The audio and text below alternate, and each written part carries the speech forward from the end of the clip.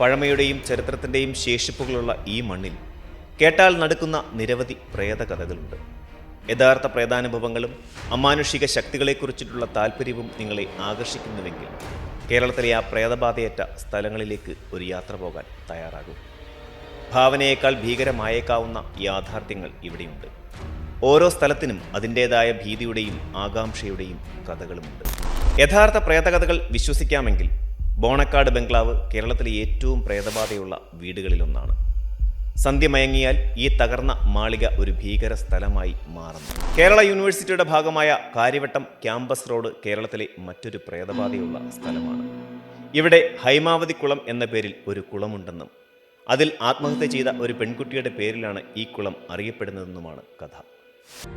തിരുവനന്തപുരം ജില്ലയിലെ പാലോടിനടുത്ത് മൈലമൂടിനടുത്ത് സ്ഥിതി ചെയ്യുന്ന സുമതി വളവ് ഇന്നും ഭീതിപ്പെടുത്തുന്ന ഒരിടമായി തുടരുന്നു.